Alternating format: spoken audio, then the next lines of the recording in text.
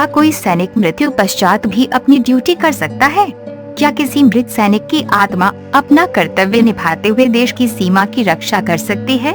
आप सबको ये सवाल अजीब से लग सकते हैं। आप सब कह सकते हैं कि भला ऐसा कैसे मुमकिन है?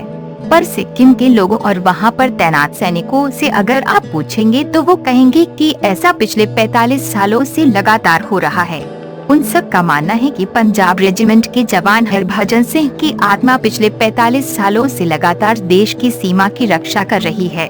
सैनिकों का कहना है कि हरभजन सिंह की आत्मा चीन की तरफ से होने वाले खतरे के बारे में पहले से ही उन्हें बता देती है, और यदि भारतीय सैनिकों को चीन के सैनिकों का कोई भी मूवमेंट पसंद नहीं आता है तो उसके बारे में वो चीन के सैनिकों को भी पहले ही बता देते हैं, ताकि बात ज्यादा नहीं बिगड़े और मिलजुल कर बातचीत से उसका हल निकाल लिया जाए।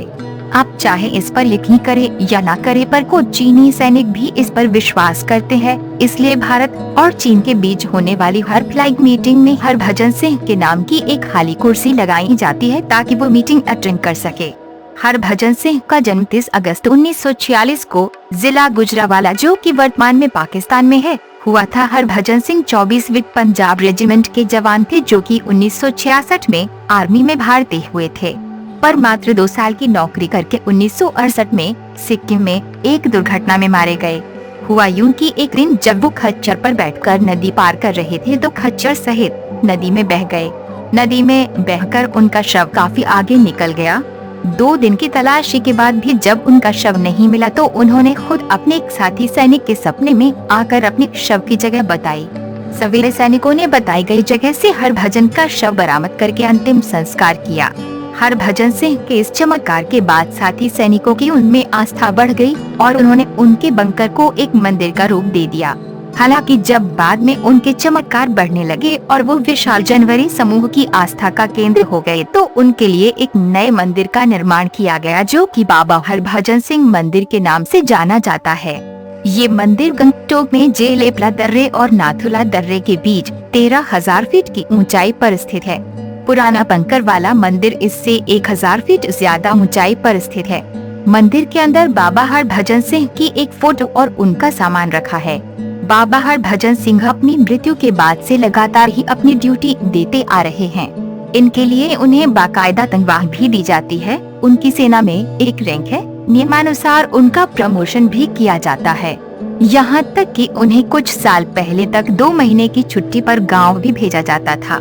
इसके लिए ट्रेन में सीट रिजर्व की जाती थी। 3 सैनिकों के साथ उनका सारा सामान उनके गांव भेजा जाता था तथा 2 महीने पूरे होने पर फिर वापस सिक्किम लाया जाता था।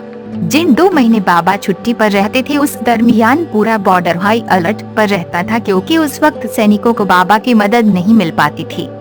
लेकिन बाबा का सिक्किम से जाना और वापस आना एक धार्मिक आयोजन का रूप लेता जा रहा था, जिसमें की बड़ी संख्या में जनता इकट्ठी होने लगी थी। कुछ लोग इस आयोजन को अंधविश्वास को बढ़ावा देने वाला मानते थे, इसलिए उन्होंने अदालत का दरवाजा खटखटाया, क्योंकि सेना में किसी भी प्रकार के अंधविश्वास की मनाही होती है। लिहाजा सेना ने बाबा को छुट्टी पर भेजना बंद कर दिया। अब बाबा साल के 12 महीने ड्यूटी पर रहते हैं। मंदिर में बाबा का एक कमरा भी है, जिसमें प्रतिदिन सफाई करके बिस्तर लगाए जाते हैं। बाबा की सेना की वर्दी और जूते रखे जाते हैं। कहते हैं कि रोज पुनः सफाई करने पर उनके जूतों में कीचड़ और चद्दर पर सलवटें पाई जाती है। बाबा हरभजन सिंह का मंदिर सैनिकों और लोगों दोनों की ही आस्थाओं का केंद्र है। इस इलाके में आने वाला हर नया सैनिक सबसे पहले बाबा के धूप लगाने आता है। इस मंदिर को लेकर यहाँ के लोगों में एक अजीब सी मान्यता यह है कि यदि इस मंदिर में बोतल में भरकर पानी को 3 दिन के लिए रख दिया जाए तो उस पानी में चमत्कारिक औषधीय गुण आ जाते हैं। इस पानी को पीने से लोगों के रोग मिट जाते हैं।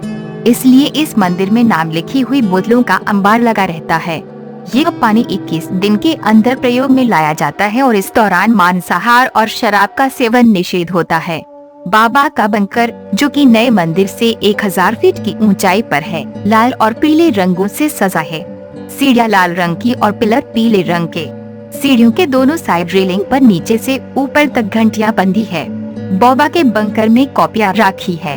इन कॉपियों में लोग अपनी मुरादें लिखते हैं। ऐसा माना जाता है कि इनमें लिखी गई हर मुराद पूरी होती है। इसी तरह में बंकर में एक ऐसी जगह है जहां लोग सिक्के गिराते हैं। यदि वो सिक्का उन्हें वापस मिल जाता है तो वो भाग्यशाली माने जाते हैं। फिर उसे हमेशा के लिए अपने पास या तिजोरी में रखने की सलाह दी जाती है। दोनों जगहों का संपूर्ण संचालन आर्मी के द्वारा ही किया जाता है। अगर आपको ये वीडियो पसंद आए तो लाइक एवं शेयर जरूर करें। आपको हमारा ये वीडियो कैसा लगा ये हमें कमेंट करके जरूर बताएं।